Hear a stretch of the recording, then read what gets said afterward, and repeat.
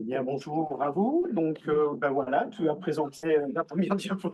Donc, on va passer tout de suite à la suite. Donc, l'intelligence artificielle et l'information géographique dans ce système de poupées russes, on va éviter l'IA générative et se concentrer simplement sur l'intelligence artificielle et montrer qu'en fait, en information géographique, la télédétection a été un moteur assez considérable sur le développement de ce qu'on a appelé très tôt la classification supervisée, qui sont des traitements de données satellitaires qui ont été développés dès les premières acquisitions d'images satellites et dont on a eu besoin de les traiter.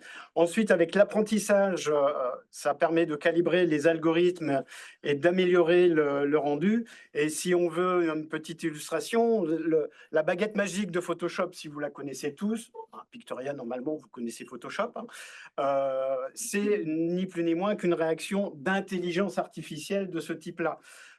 Mais l'apprentissage artificiel, lui, oui, excuse-moi, voilà, va beaucoup plus loin et se développe aussi en information géographique. Et il existe déjà des données à base d'intelligence artificielle sur des données très précises produites sur des grandes échelles. Alors, grandes échelles, hein, c'est cartographie très précise, où l'intelligence artificielle ne va pas être utilisée seule, mais dans une chaîne de production pour améliorer la catégorisation de l'occupation du sol, par exemple, pour cette base de données à grande échelle.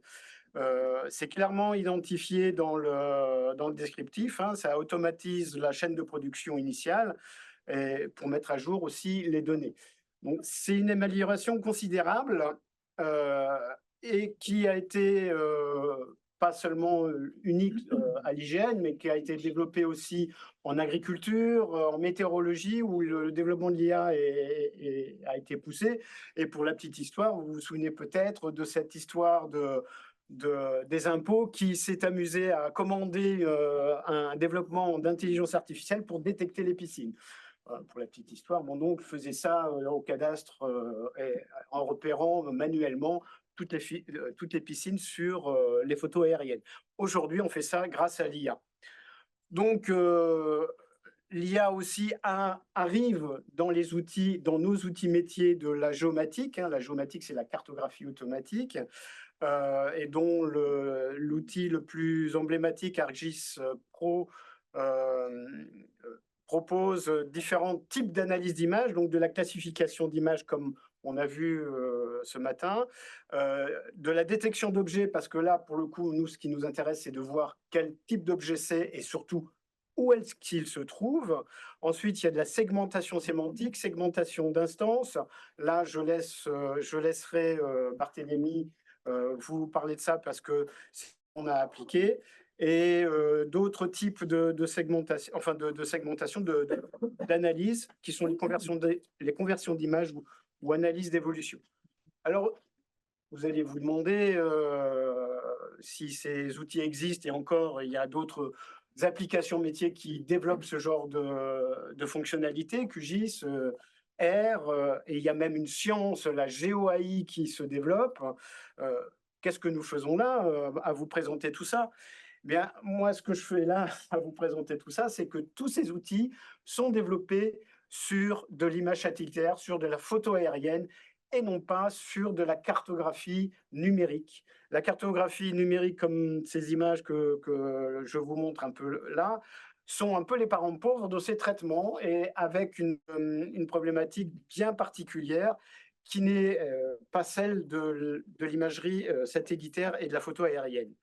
Donc, ça a été l'ambition de ce projet VECAR que j'ai piloté, qui a été financé par le réseau national des MSH, auquel a suivi le projet Canapé, qui est un petit financement de l'Université de Tours.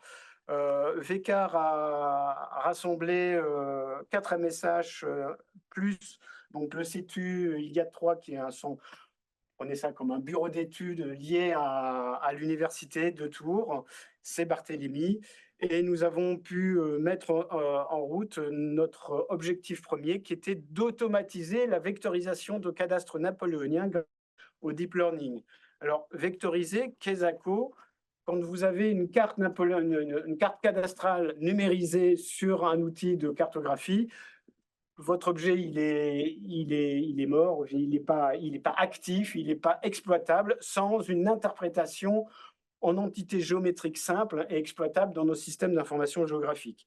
Cette étape d'interprétation, la vectorisation, elle se fait manuellement par nos outils. C'est long, c'est fastidieux, c'est exactement de la notation comme on a vu ce matin. Et cette donnée va vraiment former une donnée d'apprentissage.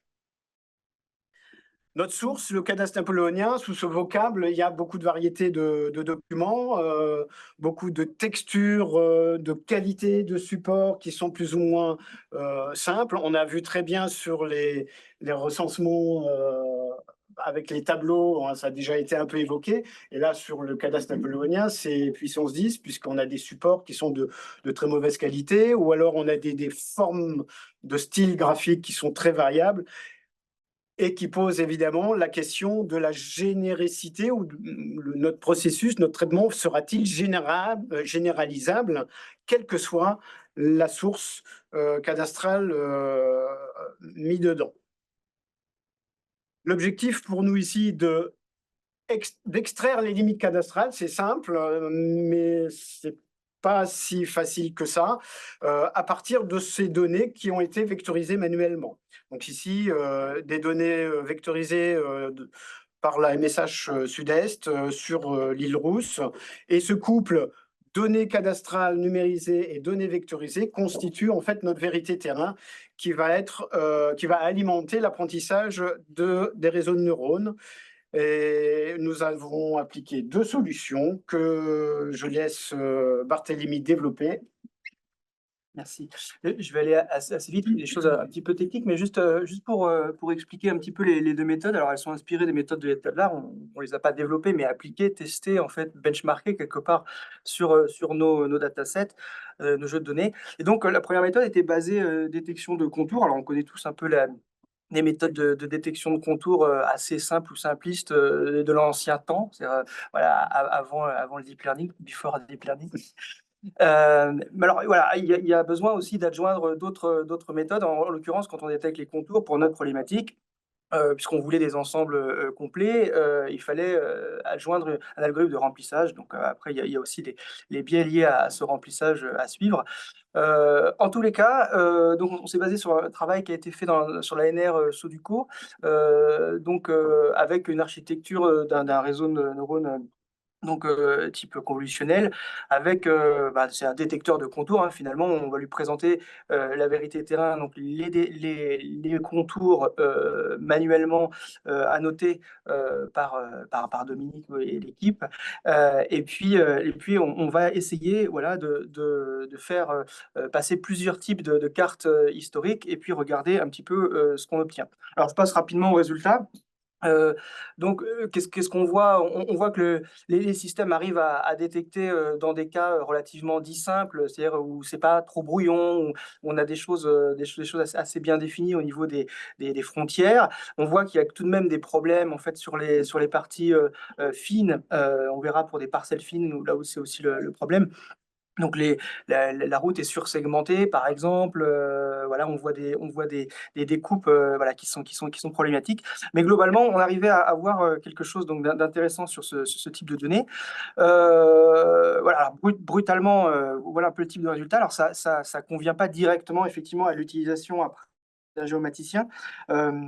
On s'est posé la question, effectivement, voilà, de voir après quel type de... Est-ce que c'est des nécessités de post-traitement? Est-ce que c'est des nécessités de méthodes complètement différentes de détection qu'il fallait finalement utiliser? Donc, voilà, on a en tout cas benchmarké pardon, plusieurs types de fiches cadastrales. Après, on se heurte aussi au fait que la quantité de données donc disponible est difficile à obtenir parce qu'il faut avoir ces premières vérités terrain de segmentation, enfin d'étiquetage de bordure dont on disposait pour certaines fiches cadastrales, mais il faut arriver à l'étendre. Donc voilà, c'est des choses qui ont posé un petit peu des soucis. Alors on a testé donc une deuxième méthode plutôt basée sur la segmentation panoptique.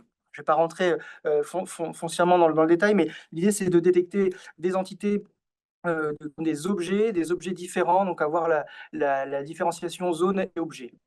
très spécifiquement, avec la possibilité d'avoir des objets effectivement superposés. Donc on a appliqué, une méthode implémentée et fournie par Meta, alors c'est Facebook à l'époque, mais sur Détection 2. Et donc qui permettait, voilà, de chercher donc, principalement des zones bâties, non bâties. Donc on est rentré dans le formalisme, COCO. On en parlait un petit peu ce matin rapidement pour les data. Donc là, on avait récupéré.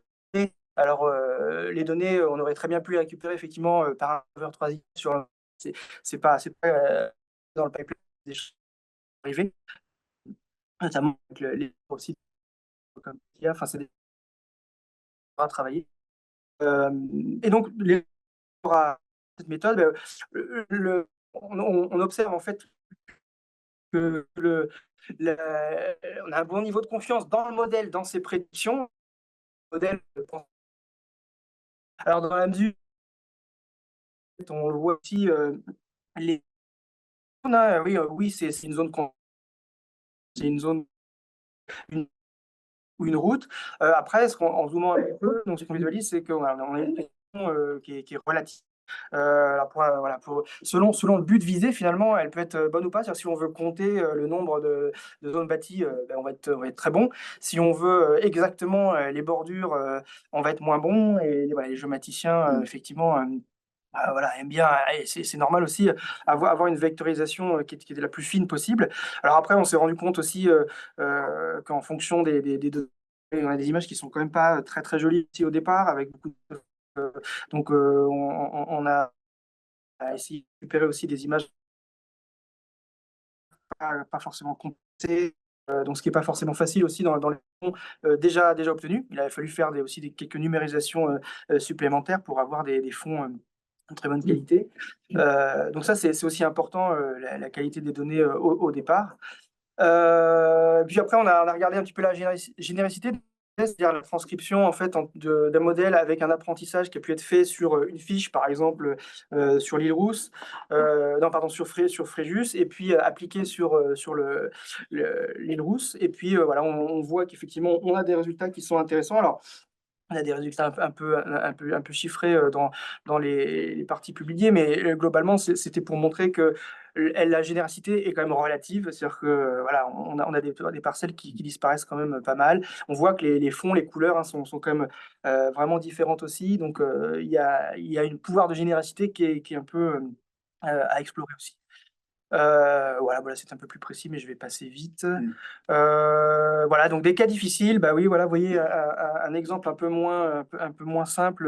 Alors si on pouvait zoomer, alors on verrait, je crois qu'on l'a fait après, voilà, avec donc différentes qualités de factures, et puis on voit que les numéros de parcelles donc viennent bien gêner finalement aussi la parcelle avec des fermetures dont on ne sait pas si c'est une poussière, si c'est finalement un trait. Et je dirais que même l'historien géomaticien à un moment peut douter. Donc voilà, on comprend bien que ce soit compliqué.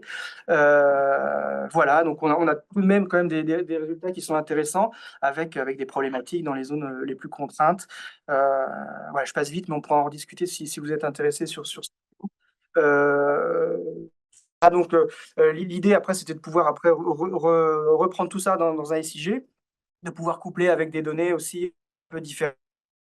On a fait l'essai avec donc des données, des informations lidar en fait, qu'on a pu recalquer en fait sur une partie détection de parcelles, pour pouvoir après aussi utiliser l'IA, le machine learning, principalement pour découper les parcelles selon des recherches différentes. Ça peut être le type d'utilisation, les orientations, enfin tout un ensemble en fait de données enrichies que simplement les polygones, pour pouvoir après faire du clustering de parcelles, enfin, ou de la détection de zones plus intéressantes. Voilà, donc les perspectives, c'est de continuer à travailler un peu, et puis avec le consortium Pictoria, de pouvoir peut-être formaliser, peut-être essayer de comprendre et d'idées dans les différents pipelines qu'on utilise tous un peu différemment en fonction des métiers, voilà, de pouvoir uniformiser aussi des choses. Voilà, donc il y a une partie. Le dernier point que je rajouterais, il y a l'acquisition collaborative. Effectivement, on voit bien que si l'acquisition de données de vérité terrain est très chronophage. Il va falloir solliciter ceux qui ont déjà fait ça pour alimenter nos bases d'apprentissage et espérer une amélioration de nos détections. Donc, il n'y a que ce genre de consortium national où l'on peut être audible et récupérer des collaborateurs qui seraient intéressés à ce genre de démarche. On cite aussi Projet Time Machine dans cette boucle.